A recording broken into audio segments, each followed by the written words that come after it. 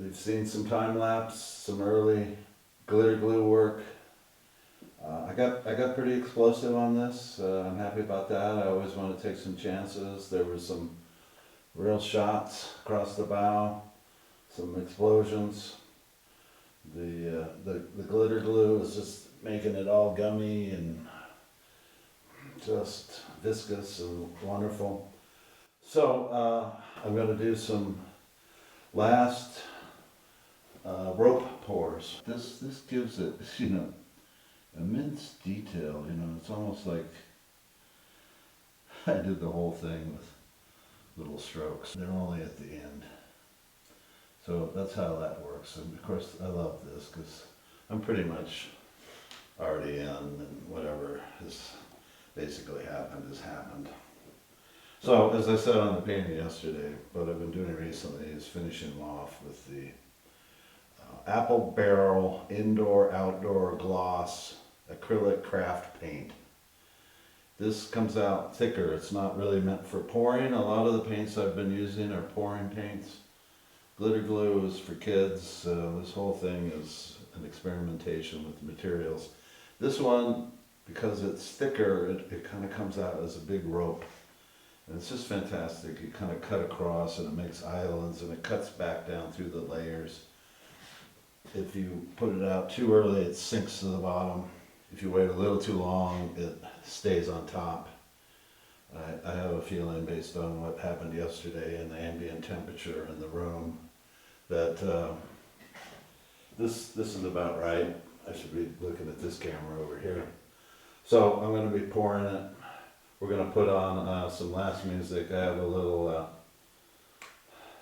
was going to say Fish, but it's Trey Anastasio band.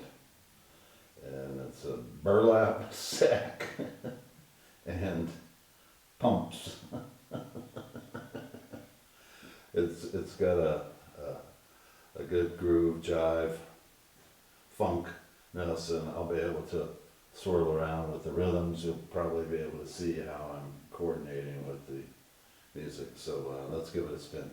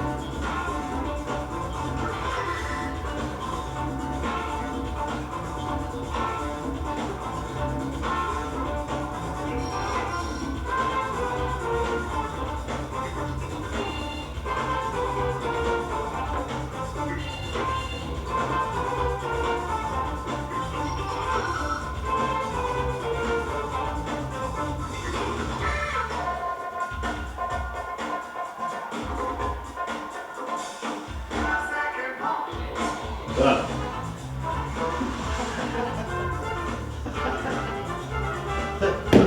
It's done. Now, I basically am laughing because I have so much fun painting. It's basically done. Yeah, I'll go through and I'll noodle those edges a little bit, and I'll massage the corners, and we'll do just a tiny bit. But basically,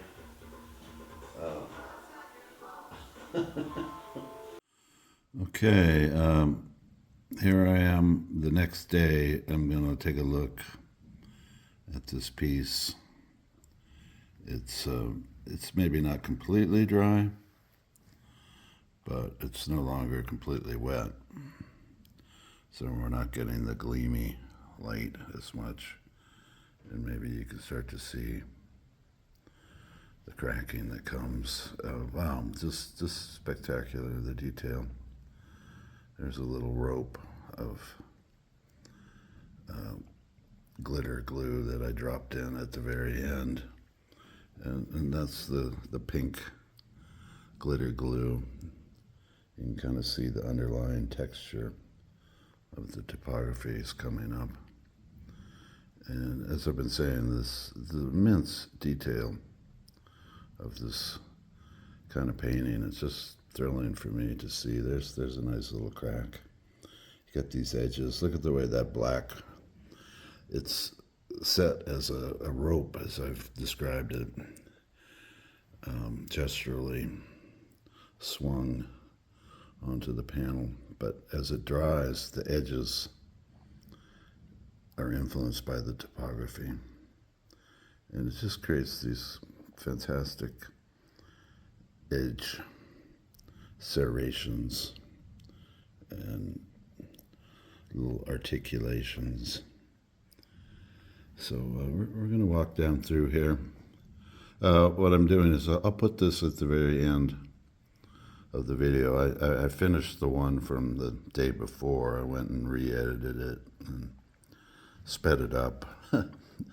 I shot for 70 minutes, ended up with a 40-minute edit. Oh dear. And now I got it down to, like, it's still pretty long, 13 minutes, but you do get to see the whole process. There's some of that glitter. It's still got a bit of a hump, but it's sunk in. You see how that's kind of sinking in now? And these edges dry down. It's just fantastic. Look, that was some splatterness that came in with that cobalt blue. And, I'm still remembering making it, and I guess I'm sort of recording my impressions of how it was made and some of the effects. That blue there was squeezed into the wet paint. It's got a little nipple on the bottle, and I was able to insert it and then kind of blow it into the film. And it creates a different effect. This one, not as protruded, but that's what's going on with that. That's blown into underneath the film. And it just goes on and on. There's the gold glitter. That glitter glue is just terrific stuff. There you can see some of the combing. And just breaking apart. I could just have so much fun with. Look at this, just this big, complex, wonderful abstract painting. There was the, what did I call them? The sidewinders. Yeah. They're the sidewinders. Oh, they're a little snaky. I guess I'm thinking of that Sidewinder 60s jazz song too. Anyway,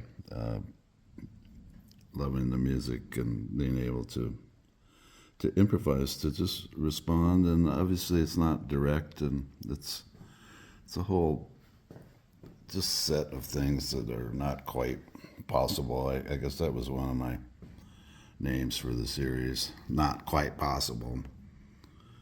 Well, it probably isn't quite possible, but yeah, it's worth trying. Look at that. There's the pink.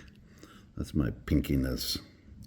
Look at that strata and the gestures left. So it's like the earth, the earth forming itself, and geology and layers and erosion and runoff and eras come and go, and the climate changes, and then things morph, and all of a sudden the sea evaporates, and then a new mountain range is formed, and another set of erosion comes down on top. So, yeah, crazy. Let's see. I'll try and go as high as I can. This is a big painting, so I can't quite get the whole thing, but You get the idea. So we're going to leave it at that for now. Okay, I got it set up on a white background so that you can see the whole shape. It's one of my typical geometries. It's going to be horizontal, but those corners are going to be level.